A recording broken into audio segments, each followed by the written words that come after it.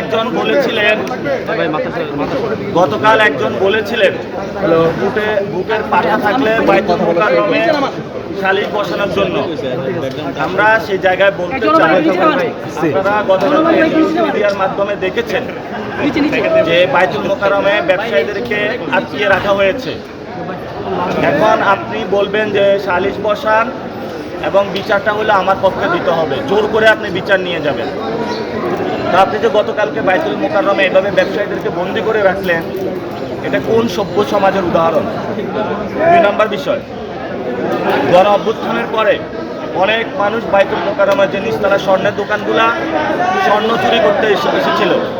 এই স্বর্ণ চুরি যারা করতে এসেছিল তারা কারা, এটা প্রশাসনকে সিসি ক্যামেরা চেক করে আইডেন্টিফাই করার জন্য আমরা আবেদন জানাচ্ছি।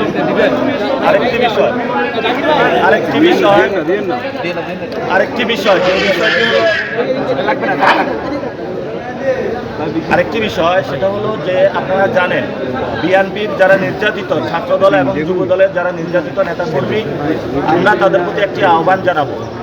আহ্বানটা হলো যে আপনারা যে আব্বাস নৌকা উঠছেন, এই আব্বাস নৌকার তলা ফুটা হয়ে গিয়েছে।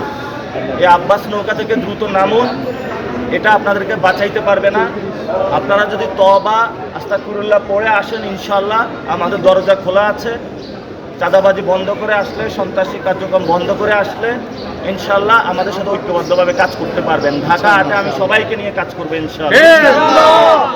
হাবিবুল্লাহ বাহারে যারা আমার উপরে আক্রমণ করেছে, ওরা না বুঝে আক্রমণ করেছে, আমি তাদেরকে ক্ষমা করে দিলাম। কারণ ঢাকা আটে অনেকে না বুঝে আমাকে হ্যারাস করতেছে, আক্রমণ করতেছে।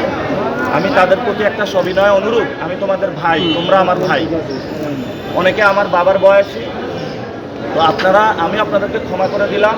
আমরা একটি সুন্দর সম্প্রীতি সমাজ গড়তে চাই, যে সমাজে আমরা কোনো হানাহানি, অপরকে মারামারি এই কাজটা করবো না ইনশাআল্লাহ।